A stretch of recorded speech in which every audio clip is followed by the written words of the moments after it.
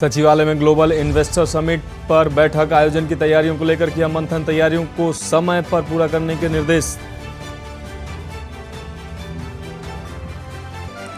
पहलवानों पर सरकार को अल्टीमेटम, 9 जून तक हो ब्रजभूषण की गिरफ्तारी, नहीं तो आंदोलन। अयोध्या में होने वाली जन चेतना महारैली रद्द। 10 जून को देहरादून में आईएमए की पासिंग आउट परेड। 374 कैडेट होंगे पास आउट। 7 मित्र देशों के 42 कैडेट भी होंगे शामिल। मशहूर गायक व पवनदीप राजन ने देहरादून में बिखेरा अपनी आवाज का जलवा। 5 दिवसीय 9 वर्ष उत्कर्ष के विकास कार्यक्रम में पहुंचे थे पवन। उत्तराखंड के 6 जिलों में खराब मौसम का अलर्ट। प्रदेश के कुछ पर्वतीय जिलों में हल्की बारिश और बर्फबारी के आसार।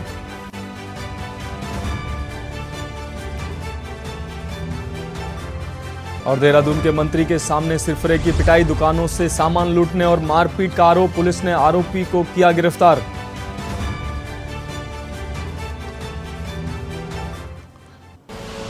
आप देख रहे हैं के न्यूज, खबरों का सारथी। नमस्कार, उत्तराखंड की खबरों के साथ मैं हूं आपके साथ मनोज मानस। रुक करते हैं खबरों का। खबर हल्द्वानी से है। हल्द्वानी पहुंचे मुख्यमंत्री पुष्कर सिंह धामी का पार्टी पदाधिकारियों और कार्यकर्ताओं ने जोरदार स्वागत किया। इस दौरान मुख्यमंत्री ने अधिकारियों के साथ बैठक भी की। मीडिया से बात करते हुए मुख्यमंत्री पुष्कर सिंह धामी ने कहा कि हल्द्वानी के समग्र विकास के लिए प्रधानमंत्री मोदी द्वारा दिए गए 2200 करोड़ के पैकेज से शहर का समग्र विकास किया जाना है। इसके लिए सरकार निरंतर प्रयासरत है। इसके अलावा सड़क, बिजली, पानी और स्वास्थ्य सुविधाएं कैसे बेहतर हों, इस पर सरकार लगातार काम कर रही है। वहीं उत्तराखंड में जल्द होने जा रहे बड़े इन्वेस्टर समिट को लेकर मुख्यमंत्री पुष्कर सिंह धामी ने कहा कि राज्य में औद्योगिक निवेश बढ़ाने और रोजगार के अवसर पैदा करने के लिए सरकार निरंतर प्रयासरत है। लोगों को रोजगार उपलब्ध कराकर सरकार बेरोजगारी दूर करने का प्रयास कर रही है और प्रधानमंत्री नरेंद्र मोदी के मार्गदर्शन में इन्वेस्टर समिट का आयोजन बड़ी औद्योगिक इकाइयों को उत्तराखंड में आमंत्रित किया जाएगा।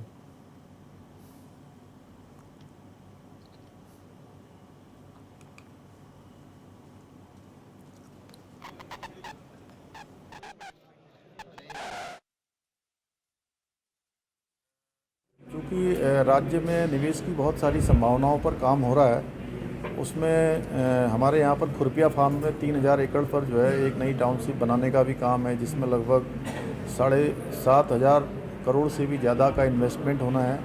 इसके अलावा 22,000 रोजगार के नए सृजन होने हैं। AKIC अमृतसर कोलकाता कॉरिडोर भी खुरपिया फार्म में ही बनना है। इसके अलावा बहुत सारे ग्रुप हैं, जो बड़े बड़े ग्रुप हैं, उन्होंने यहाँ पर आने की इच्छा व्यक्त करी है। तो राज्य सरकार सबका स्वागत करेगी और हम सभी इन्वेस्टर से, सभी जो हमारे उद्योग समूह के लोग हैं, उनसे हमने कहा है कि वो हमारे ब्रांड एम्बेसडर के रूप में लोगों को लाने का काम करें। हम उद्योगों को यहाँ पर लाना चाहते हैं और सकारात्मक रूप से 1 विंडो सिस्टम, ठीक प्रकार से एकल खिड़की व्यवस्था लागू करके सब लोग, अभी उसकी तैयारी चल रही है। उसकी शुरुआत कल हमने करी है और संभवतः जैसी तैयारी पूरी हो जाएगी तो माननीय प्रधानमंत्री।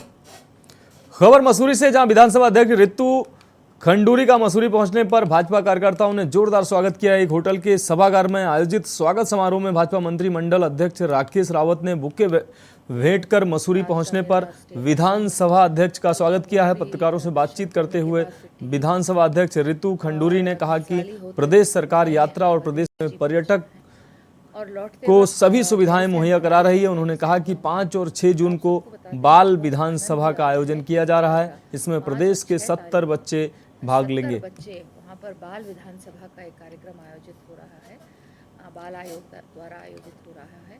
तो इस प्रदेश के 70 बच्चे वहाँ पर पहुँचेंगे।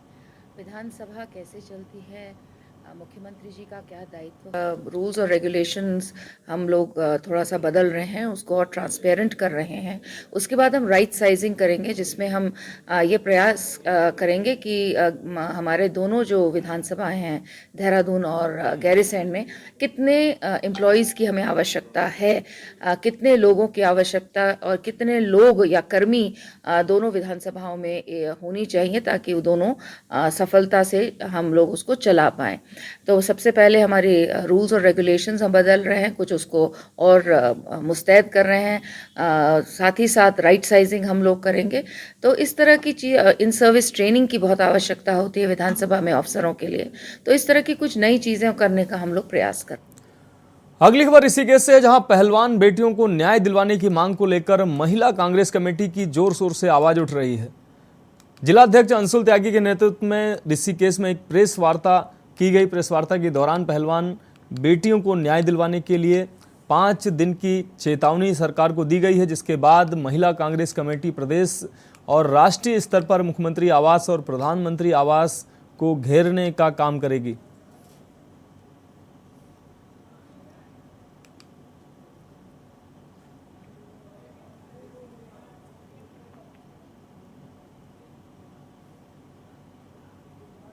महिलाएं आज अपने प्रदेश में भी असुरक्षित महसूस करती हैं। इस आंदोलन को हमारी माननीय ज्योति रौतेला जी ने प्रदेश स्तर पे और हमें जिला स्तर पर सौंपा है और हम 5 दिन का समय और शीर्ष नेतृत्व के आदेश का इंतजार करेंगे और 5 दिनों बाद हम मुख्यमंत्री आवास को घेरेंगे और फिर प्रधानमंत्री आवास को घेरेंगे। ये न्याय की बात, वैसे तो हमारा भरोसा सरकार से पूरी तरह से उठ चुका है, लेकिन हम फिर भी कहीं ना कहीं न्यायपालिका का आदर्श मानकर अपना इस महिला उत्पीड़न के खिलाफ आवाज उठाएंगे। महिला पहलवानों के लिए, चाहे वो हमारे स्वयं प्रदेश में अंकिता भंडारी जो हमारी उत्तराखंड की बेटी है उसके लिए कहीं भी कोई महिला उत्पीड़न होगा, उसके लिए हम पुरजोर विरोध करेंगे और उसके लिए सारी महिला कांग्रेस मिलकर आवाज उठाएगी। अगली खबर विकासनगर से है, जहां नदी नालों और सरकारी भूमियों पर हुए अवैध अतिक्रमण को लेकर हाईकोर्ट में दायर उर्मिला थापा बनाम राज्य सरकार मामले में हाईकोर्ट द्वारा सरकारी जमीनों पर अवैध कब्जा हुआ। इन अवैध कब्जों को खाली कराए जाने के निर्देश दिए जाने के साथ ही धामी सरकार द्वारा संबंधित विभागों को सख्त रुख अख्तियार करने के निर्देश जारी किए गए हैं, जिसके चलते संबंधित विभागों की ओर से प्रदेश भर में सरकारी भूमि पर हुए अवैध कब्जों को हटाए जाने की कार्रवाई की जा रही है, जिसको लेकर अब नई रार पैदा हो गई है और ये नई रार लगातार बढ़ती जा रही है।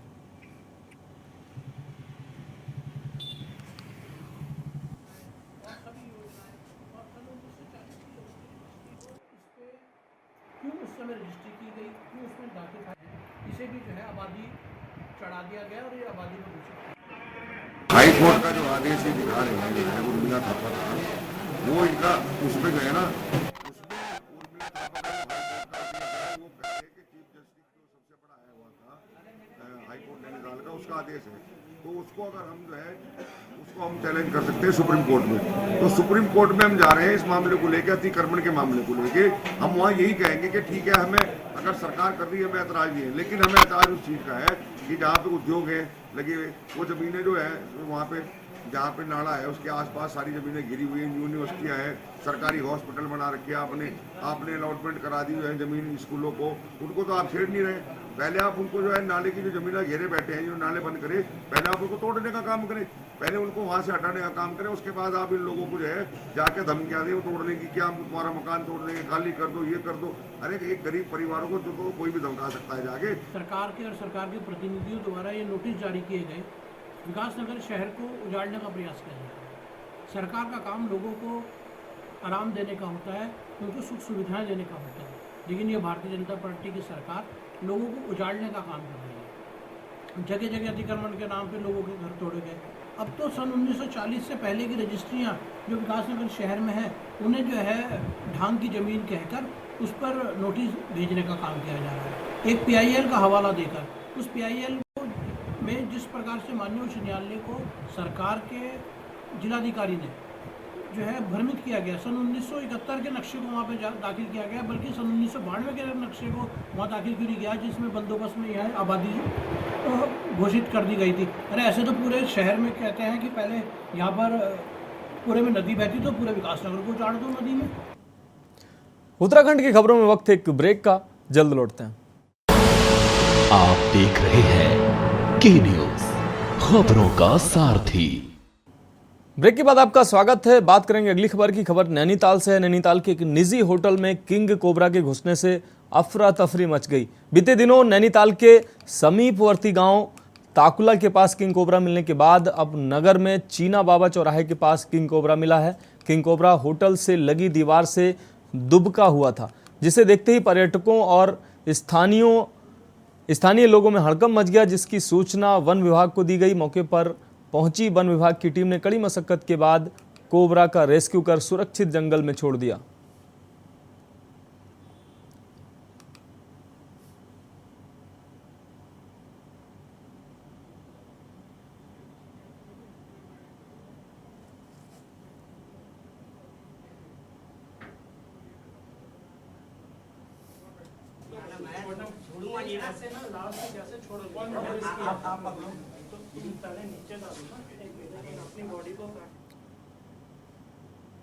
अगली खबर हल्द्वानी से है, जहां मुख्यमंत्री पुष्कर सिंह धामी का आज हल्द्वानी दौरे पर रहे मुख्यमंत्री पुष्कर सिंह धामी। इस बीच महंगाई, बेरोजगारी, अतिक्रमण अभियान, अघोषित बिजली कटौती के विरोध में यूथ कांग्रेस द्वारा मुख्यमंत्री पुष्कर सिंह धामी के हल्द्वानी दौरे का विरोध किया गया, जिसको लेकर पुलिस द्वारा यूथ कांग्रेस के कार्यकर्ताओं को उनके ही कार्यालय में नजरबंद कर दिया गया। आपको बता दें कि यूथ कांग्रेस कार्यकर्ताओं द्वारा मुख्यमंत्री पुष्कर सिंह धामी को काले झंडे और गुब्बारे दिखाकर विरोध करने की रणनीति को पुलिस द्वारा थाम लिया गया।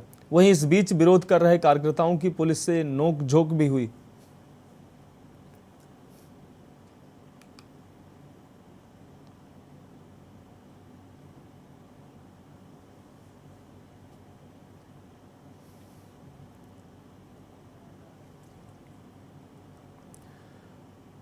खबर पौड़ी से है, जहां सीएम पुष्कर सिंह धामी की सुरक्षा में तैनात पौड़ी निवासी जवान प्रमोद रावत की मौत के बाद प्रमोद के परिजनों ने मौत के कारणों को जानने के लिए आपको बता दें जांच की मांग उठाई है। सीएम पुष्कर सिंह धामी की सुरक्षा में तैनात पौड़ी निवासी जवान प्रमोद रावत की मौत के बाद उनके गांव और आसपास के क्षेत्र में शोक की लहर दौड़ गई। कमांडो प्रमोद रावत मूल रूप से कलजी खाल ब्लॉक के अगरोड़ा गांव के रहने वाले थे। प्रमोद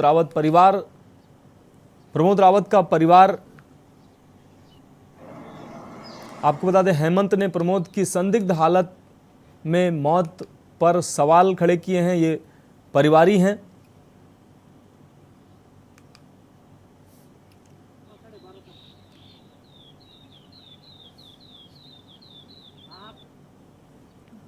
मैं यहाँ स्थानीय निवासी हूँ और यहाँ इस व्यापार में हम लोग एक अपनी शॉप चलाते हैं और बड़े दुख की बात है कि हमारे गांव ग्रामीण क्षेत्र का जो मुख्यमंत्री आवास में ड्यूटी उसमें थे, तो वो इनके साथ एक घटना हो चुकी, एक्सीडेंट जिसको कहा जा सकता है, जो ऑन स्पॉट गोली चल गई या एक्सीडेंट राइफल साहब करते हुए, तो ये घटना हो गई। ये बहुत बड़ी दुख की बात है। इसलिए आज हमारा जो है पूरा व्यापार मंडल से बंद कर रखा है मार्केट को। सबसे पहले हमारे क्षेत्र, गांव और परिवार के लिए ये दुख का विषय है। एक हमने अपना भाई, जिंदा दिल आदमी खो दिया है और जिस प्रकार सुनने में आ रहा है कि उसने आत्महत्या की, मैं जहाँ तक उसको जानता था वो जिंदा दिल आदमी आत्महत्या कर ही नहीं सकता था। यह हत्या हुई है। और कोई भी मेरे को फोन कर रहा है तो वो बोल रहा है कि गोली, मैंने कहा गोली वो आदमी मार ही नहीं सकता है ना। कुछ ना कुछ इसका आप सुनने में भी ये भी आ रहा है कि गोली की आवाज नहीं आई। बात अगली खबर की मसूरी माल रोड सौंदर्यीकरण के कार्य का आज मुख्य सचिव SS संधू ने निरीक्षण किया है और अधिकारियों को माल रोड का कार्य शीघ्र पूरा करने के निर्देश दिए हैं। इस मौके पर जिला अधिकारी सोनिका सिंह, मसूरी देहरादून विकास प्राधिकरण उपाध्यक्ष वंशीधर तिवारी के विभिन्न राजनीतिक एवं सामाजिक संगठनों के लोग मौजूद रहे। मुख्य सचिव द्वारा लाइब्रेरी का पिक्चर परी चौक तक माल रोड का निरीक्षण किया गया। पत्रकारों से बातचीत करते हुए मुख्य सचिव ने कहा कि माल रोड के उदारीकरण के कार्य में थोड़ा विलंब हुआ है, लेकिन अधिकारियों को तय समय पर कार्य करने के निर्देश दिए गए हैं। इस अवसर पर जिलाधिकारी सोनिका सिंह ने कहा कि कार्य में विलंब हुआ है और बरसात के कारण कार्य में बाधा भी उत्पन्न हुई है, लेकिन 15 दिनों के भीतर माल रोड का कार्य पूर्ण कर लिया जाएगा।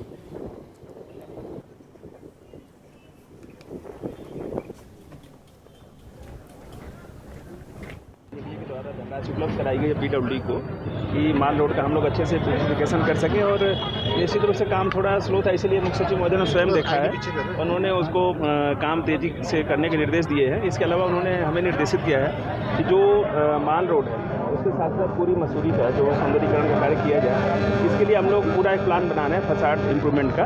वो शीघ्र ही उनको हम दिखाएंगे मुख्य सचिव महोदय के, उसके बाद हम लोग कार्रवाई शुरू कर देंगे सर। क्योंकि यहाँ से वो डक्ट वगैरह पड़ी हैं और कॉबलस्टोन का काम हो रहा है और सीवर वाटर सप्लाई सारा कुछ नया पड़ा है, इसलिए समय से ज़्यादा समय लग गया है जितना लगना चाहिए। तो सभी अधिकारियों को कहा है कि इसको जल्दी से जल्दी ख़त्म करें, और पर्यटन सीज़न भी आ रहा है और आज ये देखने का यही मकसद था कि जल्दी काम हो और अच्छी गुणवत्ता वाला काम। आज सीएस सर भी आए थे और जैसे कि ये माल रोड का काम चल रहा है और थोड़ा डिलेड है, इसके बहुत सारे कारण हैं। एक तो कॉन्ट्रैक्टर तो है ही, साथ में बरसात भी कंटिन्यूसली चलती जा रही है। तो अब हमारे एक्सचेंज यही रहेंगे, उनको इंस्ट्रक्शन हैं कि वो जब तक काम पूरा नहीं हो जाता यहीं पे रहेंगे। इसके बाद एक AE की भी तैनाती यहाँ पे कर दी गई है और हमारे जॉइंट मजिस्ट्रेट यहाँ पे हैं जो कि कंटिन्यूसली मॉनिटरिंग करेंगे, जिससे कि जो सीज़न आ रहा है उसमें लोगों को कम तकलीफ हो। तालमेल की कमी साफ दिखाई दे रही है विभागों में, जो है बहुत बेसिकली तालमेल सारे डिपार्टमेंट में ही है, सबके साथ इंटरेक्शन है, लेकिन यहाँ पे यूटिलिटी बहुत ज़्यादा है और वो ज़मीन के नीचे है और कहीं किसी रिकॉर्ड में नहीं है। इस वजह से कभी कभी ऐसा होता है कि कोई पाइपलाइन या कोई बिजली की लाइन कट जाती है, लेकिन कोऑर्डिनेशन एज सच, क्योंकि यहाँ जॉइंट मजिस्ट्रेट यहीं पे पोस्टेड हैं और यहीं रहते हैं, तो सभी से बातचीत करके काम होता है। लेकिन बहुत सारी चीज़ें ऐसी हैं जो कि अननोन है, डिपार्टमेंट को भी नहीं पता होता उस जगह कुछ है या नहीं है, इसलिए थोड़े इशू आते हैं।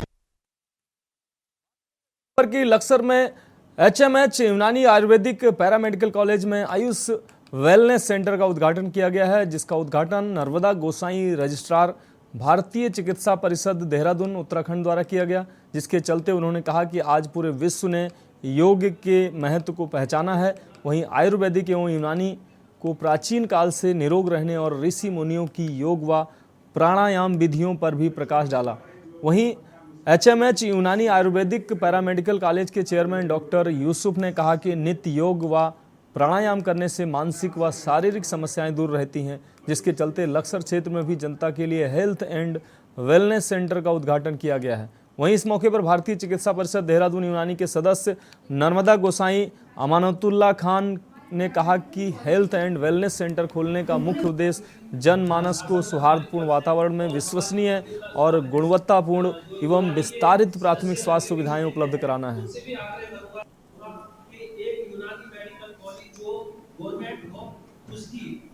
सरकार महोदय का मेरी तरफ से बहुत बहुत शुक्रिया और आप लोगों ने अपना कीमती वक्त निकाला।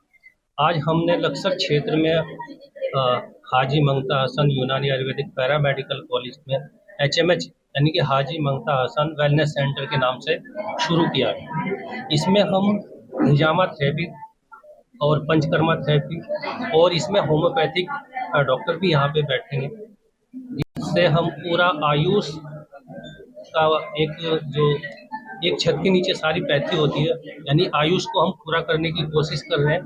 देखिए, जो हमारे ये पैरामेडिकल कोर्सेज चल रहे हैं इन क्षेत्रों में, इसमें पंचकर्मा है, योग और प्राकृतिक चिकित्सा है।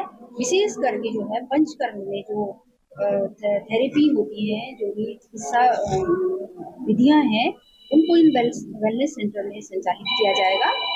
और मैं सोचती हूँ कि जो हमारी प्राचीन चिकित्सा पद्धति है, इसको आगे बढ़ाने का काम ये वेलनेस सेंटर कर रहे हैं और ये बहुत अच्छा प्रयास है हाजी ममता हसन कॉलेज के डायरेक्टर यूसुफ जी के द्वारा। मैं सोचती हूँ इसको आगे बढ़ाना हॉस्पिटल के लिए निर्माण कार्य के लिए लगाया जाए।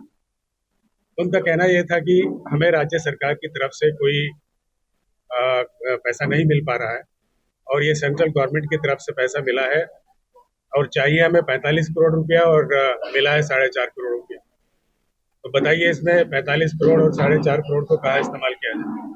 तो लिहाजा हमने ये किया कि इस 4.5 करोड़ को वापस करके एक दूसरी DPR सेंट्रल गवर्नमेंट को भेजी जा रही है, जैसे कि सेंट्रल गवर्नमेंट ही पूरा पैसा रिलीज करे और ये यूनानी मेडिकल कॉलेज का निर्माण कार्य शुरू हो। बात अगली खबर की। हरिद्वार में आगामी कांवड़ मेले को लेकर पुलिस और प्रशासन ने कमर कस ली है। धर्मनगरी हरिद्वार में कांवड़ यात्रा की तैयारियां शुरू हो गई हैं। करोड़ों की संख्या में कांवड़िए धर्मनगरी हरिद्वार पहुंचकर पवित्र गंगा जल भरकर अपने अपने गंतव्यों की ओर रवाना होते हैं। कांवड़ियों की सुविधा के लिए जिलाधिकारी और SSP ने आला अधिकारियों के साथ कांवड़ पटरी मार्ग का निरीक्षण किया है। इस मौके पर जिलाधिकारी ने आला अधिकारियों को कांवड़ पटरी मार्ग पर कांवड़ियों के लिए सभी मूलभूत सुविधाएं उपलब्ध कराने के आदेश दिए हैं।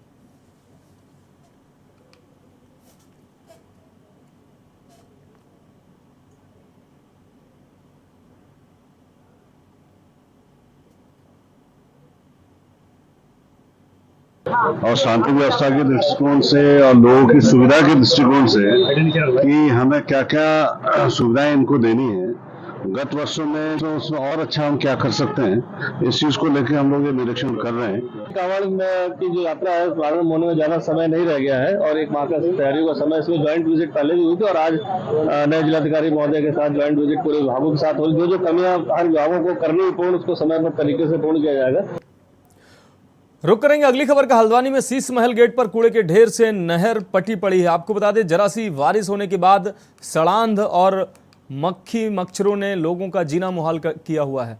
लोगों का कहना है कई बार नगर निगम के आला अधिकारियों सहित सिंचाई विभाग को इस बारे में बताया जा चुका है, मगर किसी भी विभाग के अधिकारियों के कान में जू नहीं रेंग रही है। वहीं अभी मानसून सीजन शुरू हो जाएगा तो यही नहर में उफनाता पानी कूड़ा सहित सड़कों पर पसरा नजर आएगा। स्थानीय निवासियों ने आरोप लगाया है कि कई दुकानदार मना करने के बावजूद कूड़ा नहर में फेंक रहे हैं। वहीं निगम की वैणी सेना भी इसे रोकने में विफल साबित हो रही है। ना ही ऐसे लोगों के खिलाफ चालानी कार्रवाई की जा रही है और ना ही ये कूड़ा निस्तारण किया जा रहा है। में इतना कूड़ा पड़ा हुआ है, इसमें इतनी बदबू आ रही है, ना इसे सिंचाई विभाग देख रहा है ना नगर निगम देख रहा है। इसी सिलसिले में कल मैंने मेयर साहब को भी नहर के कूड़े की समस्या के बारे में बताया। उन्होंने बताया कि वहाँ कूड़ा इतना पड़ा हुआ है कि जो नहर के आसपास लोग रहते हैं, चलते फिरते लोगों को इतनी बदबू आ रही है। और यही कूड़ा अगर फिर जब नहर अगर आएगा पानी तो ये कूड़ा एचएम कोर्ट के पास निकलेगा। यहाँ पर ऐसा है कि सब लोग कूड़ा नहर पे डाल रहे हैं, गंदगी फैल रही है और दिन में यहाँ पर बदबू के मारे बैठना मुश्किल हो जा रहा है। यहाँ पर न तो नगर निगम का कोई बॉक्स लगा पड़ा है, न कोई डिब्बा रखा हुआ है, तो जो भी लोग आते हैं तो सब कूड़ा नहर पे डाल रहे हैं। तो इससे प्रदूषण खराब हो रहा है, यहाँ पर गंदगी आ रही है। यहाँ पर हमारी दुकान है, दुकान पे बैठने की बड़ी दिक्कतें हैं। यहाँ पर लोकल जो पार्षद हैं उन्होंने कई बार वीडियो डाले हैं और इतनी ज़्यादा बदबू है। गर्मियों का टाइम है, हालांकि हल्की हल्की बारिश हो जा रही है, लेकिन इतने मच्छर हैं उसकी वजह से और बहुत स्मेल है, कचरा जमा हो गया है। अब काम कहीं चल रहा है या कुछ भी है, पर नहरों की सफाई होनी चाहिए, निगम ने कुछ तो ध्यान देना ही चाहिए। तो काफ़ी रहने वगैरह में बहुत दिक्कत हो रही है। अब बात करेंगे अगली खबर की। देहरादून के डाकरा बाजार में एक सिरफरे की पिटाई का मामला सामने आया। घटना का वीडियो इंटरनेट मीडिया पर खूब वायरल हो रहा है। बताया जा रहा है कि युवक ने कई दुकानों में घुसकर सामान उठाया और कई लोगों के साथ मारपीट की। वहीं दुकान पर बैठे दुकानदारों पर वार कर दिया। इस दौरान कैबिनेट मंत्री गणेश जोशी वहां से गुजर रहे थे। हंगामा देख वह मौके पर पहुंचे तो सिरफरे ने उन्हें भी पकड़ने का प्रयास किया। इस दौरान भीड़ ने उससे वहां से हटाया और मंत्री के सामने ही उसकी खूब धुनाई कर दी। इस दौरान मंत्री लोगों को रोकते हुए दिखाई दिए। कैंट कोतवाली के इंस्पेक्टर संपूर्णानंद गैरोला ने बताया कि युवक को हिरासत में लेकर पूछताछ की जा रही है।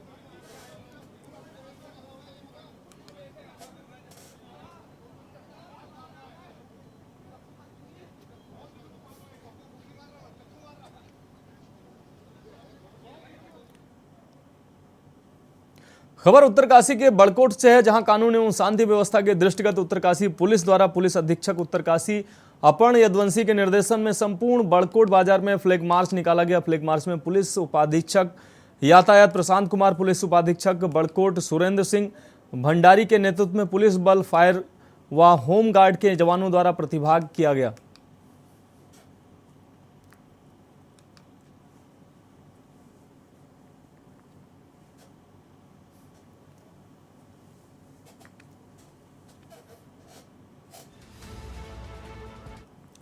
बात अगली खबर की। देहरादून में भारतीय सेना अकादमी यानी कि आईएमए की पासिंग आउट परेड 10 जून को होगी।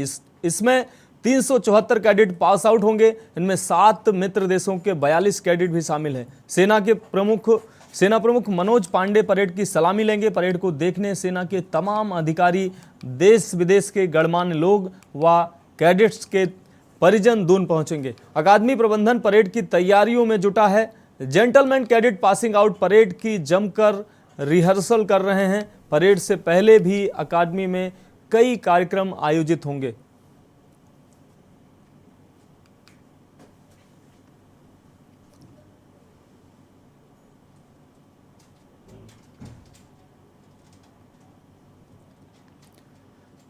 उत्तराखंड की खबरों में अभी के लिए इतना ही। मुझे दीजिए इजाजत और आगे आप देखिए के न्यूज इंडिया का विशेष कार्यक्रम मंथन हमारे प्रधान संपादक दुर्गेन चौहान जी के साथ।